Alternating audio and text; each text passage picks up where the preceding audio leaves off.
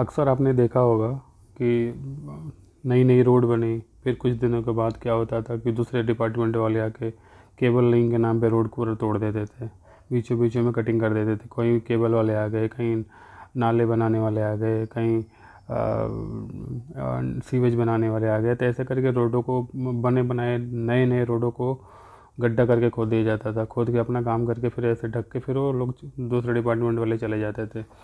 तो ये सब जो भी योजनाएं चलाई जाती थी, इसमें कोऑर्डिनेशन का अभाव होता। जितने भी डिपार्टमेंट कंसर्न डिपार्टमेंट है उसमें आपस में कोऑर्डिनेशन होता ही नहीं था, क्योंकि सब अपने साइलों में काम करते थे। तो इन्हीं साइलों को में जो काम करते थे, इसको बस एक जगह कॉन्सोलिडेटेड इंटीग्रेटेड प्लेटफॉर्म पे एक साथ डिजिटल प्लेटफॉर्म पे ले आने की जो एक मिशन भारत सरकार की तरफ से चलाई जा रही है, उसी का नाम है पीएम गति शक्ति नेशनल मास्टर प्लान। तो इस पीएम गति शक्ति का मेन फोकस ये है कि जितने भी कंसर्न डिपार्टमेंट है, जैसे कोई इंफ्रास्ट्रक्चर रेडी किया जा रहा है तो उसमें जितने भी कंसर्न डिपार्टमेंट है उनको एक डिजिटल प्लेटफॉर्म के लेके आया जाए, और उससे जिससे आपस में इनको कोऑर्डिनेशन हो, जिससे कार्य की जो प्रगति हो उसको शेड्यूल के अंदर कंप्लीट किया जा सके। इसमें कॉस्ट इफेक्टिव हो और टाइम इफेक्टिव हो। तो इसके लिए पीएम गति शक्ति योजना को चलाया जा रहा है भारत सरकार के द्वारा। तो दोस्तों नमस्कार, स्वागत करता हूँ सभी का एक बार फिर से हमारे यूट्यूब चैनल पे। दोस्तों वीडियो शुरू करने से पहले आप सभी से विनम्र अनुरोध है, प्लीज़ सब्सक्राइब जरूर करें चैनल को और अपनी राय ज़रूर साझा करें कमेंट के माध्यम से। तो दोस्तों आइए आज पॉइंट वाइज जिसको डिस्कस करते हैं एक गति शक्ति की योजना के विशेषताओं के बारे में। तो जैसे फर्स्ट पॉइंट आप देख रहे हैं, national master plan multi modal connectivity. जैसे जो पीएम गति शक्ति जो प्लान है, ये नेशनल मास्टर प्लान है किसके लिए? मल्टी मॉडल कनेक्टिविटी के। जितने भी ट्रांसपोर्ट के जितने भी माध्यम, जैसे रेल हो गया, रोड हो गया, सड़क मार्ग हो गया, वायु मार्ग हो गया, जल मार्ग हो गया, इसका मल्टी मॉडल कनेक्टिविटी एक ही जगह पे सर्विसेज के माध्यम से भी आपको प्रदान किया जाएगा। जितने भी कंपनियां उनको ये चीज़ें प्रदान की जाएगी। दूसरा है it's digital platform to bring 60 ministry including railway and roadways together. इसमें क्या है, रेलवे और रोडवेज मिनिस्ट्री के साथ साथ 16 मिनिस्ट्रीज को एक साथ एक ही डिजिटल प्लेटफॉर्म पे लाने की कवायद शुरू इसमें प्लान में मास्टर प्लान में नेशनल जो गति शक्ति मिशन है उसमें ऐसा प्लान किया गया है कि 16 मिनिस्ट्रीज एक साथ एक ही पोर्टल पे काम करेंगी।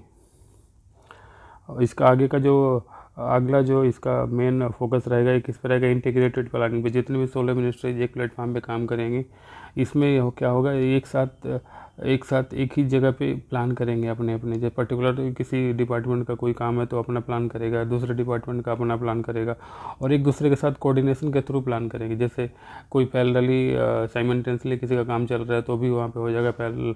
किसी के काम ख़त्म होने के बाद दूसरा काम शुरू होगा डिपार्टमेंट का तो भी आपस में कोऑर्डिनेशन होगा।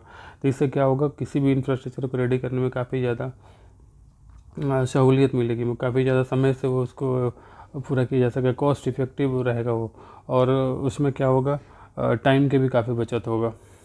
तो ये सब चीज़ें इसमें पीएम गति शक्ति में योजना में शामिल की गई है।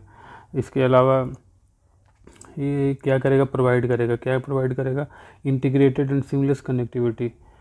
मतलब एक ही जगह एक ही पोर्टल पर सब चीज़ें आपको मिलेंगी, और सीमलेस मतलब निर्बाध रूप से, मतलब इसमें कोई रुकावट नहीं होगी। तो ऐसी कनेक्टिविटी आपको मिलेगी किसके लिए? आदमी लोगों के लिए मिलेगी, सर्विसेज के लिए मिलेगी, गुड्स के लिए मिलेगी। One mode to another mode of transfer, मतलब एक मोड से दूसरे मोड में, और इन टू इंड मतलब जहाँ से ओरिजिन हो फिर डेस्टिनेशन तक। ऐसी सर्विसेज आपको मिलेगी जिसमें आपको कोई भी बिना रुकावट के आप अपने एक जगह से दूसरे जगह सामान को डिस्पैच कर पाएंगे मल्टी मॉडल कनेक्टिविटी के माध्यम से।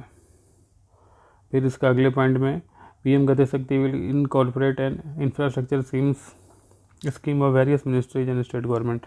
इसमें क्या होगा, जो 16 मिनिस्ट्रीज हैं उसके साथ स्टेट गवर्नमेंट की बहुत सारी जो योजनाएं उनको भी इसमें शामिल किया जाएगा, और एक साथ एक ही डिजिटल प्लेटफॉर्म पे ये चीज़ें एक साथ कोऑर्डिनेट की जाएंगी और एक साथ इसको अच्छे से कंप्लीट किया जाएगा। इसमें जो मेन जो फोकस रहेगा किस पे रहेगा? इकोनॉमिक जोन्स पे रहेगा। किस टाइप के? जैसे टेक्सटाइल क्लस्टर हो गया, फार्मास्यूटिकल क्लस्टर हो गया, डिफेंस कॉरिडोर्स हो गए, इलेक्ट्रॉनिक्स पार्क हो गए, इंडस्ट्रियल कॉरिडोर्स हो गए, फिशिंग क्लस्टर हो गए, एग्री जोन्स हो गए। इसके अंदर सब चीज़ें कवर होगी पीएम गति शक्ति योजना के अंडर में। किसके लिए?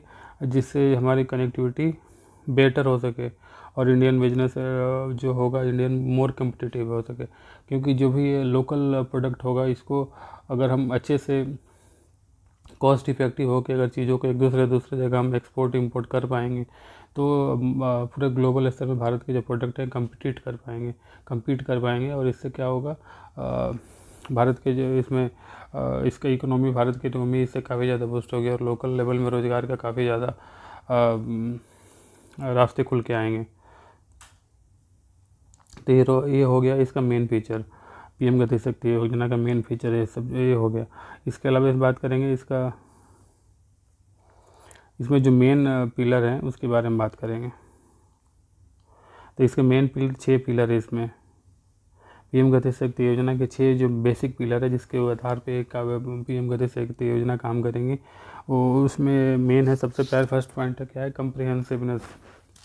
सबसे मेन रहेगा कम्प्रिहेंसिवनेस, मतलब इसमें क्या होगा, इसमें व्यापक रूप से जितने भी मंत्रालय एक साथ एक ही जगह पे एक साथ अपनी परियोजनाओं के कोई भी इंफ्रास्ट्रक्चर को रेडी करना हो तो उसमें एक साथ सभी मिनिस्ट्री व्यापक रूप से एक दूसरे से योजनाओं के बारे में एक दूसरे से डायलॉग मीटिंग करके चीज़ों को जल्दी कंप्लीट करना है, इसकी जल्दी कब इसको कंप्लीशन स्टेज में लेके जाना है, कैसे एग्जीक्यूट करना है और अपने आप को जो इंटरनल डेटा उसको शेयर करके एक दूसरे से गतिविधियों में एक दूसरे के जो भी एक्टिविटी है उसमें वो अच्छे से वो मॉनिटर कर पाएंगे। तो इसका मेन फोकस कम्प्रिहेंसिवनेस का ही रहा। फिर दूसरा है प्रायोरिटाइजेशन, इसके माध्यम से जितने भी डिपार्टमेंट है उसमें किसका काम कब किया जाना है, कौन काम साइमल्टेनियसली किया जाना है, कौन काम प्रायोरिटी के साथ करना है, ये सब चीज़ें एक साथ इसी पोर्टल पर डिसाइड हो जाएंगे। ऑप्टिमाइजेशन, इसमें किसी भी कोई भी काम हो उसका कॉस्ट इफ़ेक्टिव और कम समय में इसका मैक्सिमम आउटपुट कैसे लिया जाए और कम लागत में चीज़ों को कैसे एक दूसरे से दूसरे जगह डिलीवर किया जाए, अपने जो भी इंफ्रास्ट्रक्चर है उसका ऑप्टिमम यूटिलाइजेशन करके। तो ये चीज़ें एक ही जगह एक ही पोर्टल पे चीज़ें मिलेंगी आपको। और इसका चौथा पॉइंट है सिंक्रोनाइजेशन।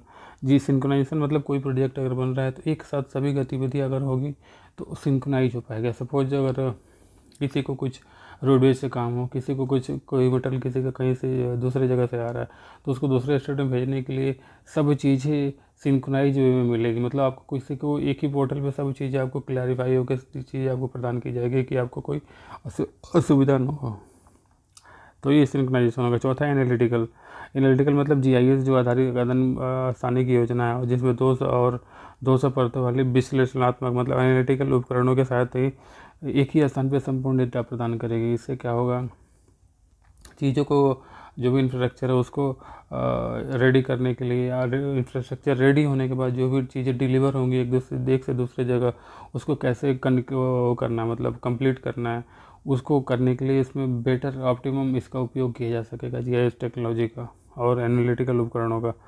और चौथा डायनेमिक, जितने भी मंत्रालय हैं जीआईएस प्लेटफॉर्म के थ्रू अपने दूसरे डिपार्टमेंट के भी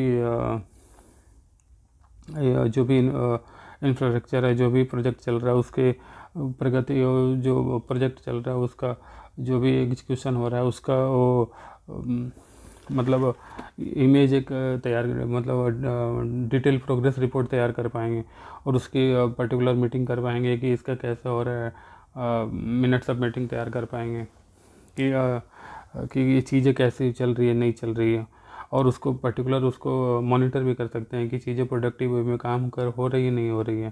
तो ये सब चीज़ों को एक ही जगह एक ही प्लेटफॉर्म पे करने के लिए सभी डिपार्टमेंट एलिजिबल हो पाएंगे। और इसमें क्या होगा, इसमें समय समय पर जो भी इंफ्रास्ट्रक्चर प्रोजेक्ट रेडी किया जा रहा है उसका समय समय पर डिटेल प्रोग्रेस रिपोर्ट भी आप देख पाएंगे, वहाँ पे समझ पाएंगे और अपने जो उसका है प्रोग्रेस है उसका अपडेट भी ले पाएंगे डेली बेसिस पे या वीकली बेसिस पे या जो भी है मंथली बेसिस पे जो भी है। और दूसरे डिपार्टमेंट इसमें क्या होगा, पोर्टल पर नियमित रूप से मास्टर प्लान को बढ़ाने और उसका अद्यतन करने के लिए महत्वपूर्ण हस्तक्षेपों की पहचान करने में मदद करेगा। इसमें क्या होगा, जो भी अगर कुछ डिफ़िकल्टी जा रही है तो उसको पर्टिकुलर टाइम रहता है उसको सॉर्ट आउट करना है, उसको क्लियरेंस अगर क्लियरेंस चाहिए क्लियरेंस प्रदान करना है और कि जल्दी से जल्दी शेड्यूल के अंदर प्रोजेक्ट को कंप्लीट किया जा सके। तो ये सब इसका रहे 6 पॉइंट। अच्छे इसके बेसिक पिलर पीएम गति शक्ति मिशन के। तो दोस्तों आज की वीडियो में फ़िलहाल इतना ही। दोस्तों वीडियो कैसा लगा ज़रूर बताइए कमेंट करके। आज के लिए फिलहाल इतना ही। धन्यवाद। जय हिंद।